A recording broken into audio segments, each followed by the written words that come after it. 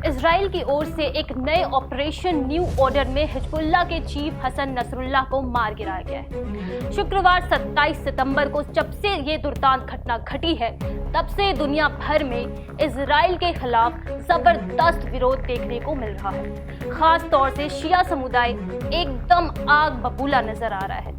इसीलिए गुस्से गर्मी के बीच हर किसी में ये जानने की ललक कहीं ज्यादा बढ़ गई है कि आखिर हसन नसरुल्लाह कौन था और कैसे एक वक्त को मिडिल ईस्ट का स्विट्जरलैंड कहे जाने वाले लेबनान में पनपे शिया इस्लामवादी राजनीतिक दल और आतंकवादी समूह का सरगना बना।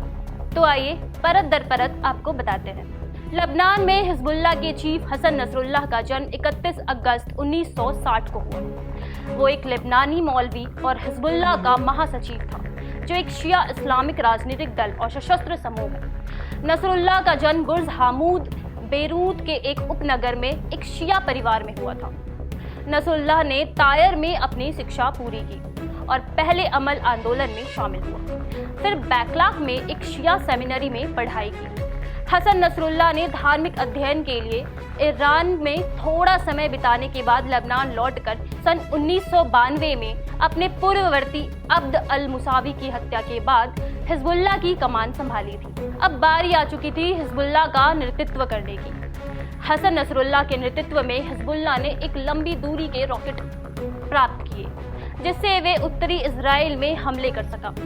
सन 2000 में इजराइल के दक्षिण लेबनान से हटने के बाद हिजबुल्लाह के कब्जे को समाप्त करने के लिए महत्वपूर्ण लोकप्रियता हासिल की। हालांकि 2006 लेबनान युद्ध में इसकी भूमिका के लिए आलोचना हुई, लेकिन हसन नसरुल्लाह का वर्चस्व क्षेत्र में बढ़ता रहा। हालांकि 27 सितंबर 2024 को इजरायली वायुसेना ने नसरुल्लाह को असैसिनेट करने के उद्देश्य से बेरूत में हिजबुल्लाह के मुख्यालय को निशाना बनाया। प्रारंभिक रिपोर्टों में पुष्टि की गई कि वो जीवित और सुरक्षित है। हालांकि इजरायली डिफेंस फोर्स ने कुछ ही वक्त के बाद में ये क्लियर कर दिया था कि उसने हसन नसरुल्लाह को मार गिराया है, जिसके कुछ घंटों के बाद हिजबुल्लाह ने भी अपने चीफ के मारे जाने की पुष्टि कर दी थी। हसन नसरुल्लाह के अगर राजनीतिक प्रभाव की बात करें तो हसन नसरुल्लाह का प्रभाव सैन्य कार्रवाइयों से आगे बढ़ता था। नसरुल्लाह ने लेबनानी राजनीति में एक महत्वपूर्ण भूमिका निभाई है और इजराइल के खिलाफ प्रतिरोध का प्रतीक माना जाता है। उसकी नेतृत्व क्षमता ने समर्थन और आलोचना दोनों को प्राप्त किया है, जिसके कारण कई देशों ने हिजबुल्लाह को आतंकवादी संगठन के रूप में वर्गीकृत किया है, जबकि रूस और चीन जैसे अन्य देशों में इसे एक वैध समूह के रूप में देखा जाता है। सन 1960 में बेरूत के उपनगरीय इलाके में एक शिया परिवार में जन्मे हसन नसरुल्लाह ने अपनी शिक्षा टायर में पूरी की थी। जब वो कुछ समय के लिए अमल आंदोलन में शामिल हुए और उसके बाद बालबेक में एक शिया मदरसा में, बाद में उन्होंने अमल स्कूल में अध्ययन और अध्यापन किया। फरवरी 1992 से इजरायली बलों की ओर से अपने पूर्ववर्ती अब्बास अल मुसावी की हत्या के बाद हसन नसरुल्लाह हिजबुल्लाह का महासचिव बना। वहीं 31 अगस्त 1960 को बेरूत के गरीब उपनगर बुर्ज हम्मूद में जन्मा नसरुल्लाह एक बड़े शिया परिवार में पला बढ़ा। 8 भाई बहनों वाले एक किराना व्यापारी का बेटा था। उसने कम उम्र से धार्मिक अध्ययन किया और उसके बाद शिया राजनीतिक और अर्धसैनिक समूह अमल आंदोलन में शामिल हो गया था। अब सवाल ये है कि आखिर इजराइल ने हसन नसरुल्लाह को क्यों मारा? इसके जवाब में इजराइल का कहना है कि उसने इस लेबनान में हिजबुल्लाह पर हमले वाले ऑपरेशन के बारे में अमेरिका को बताया था, लेकिन पेंटागन के प्रवक्ता ने इस बात से इनकार किया।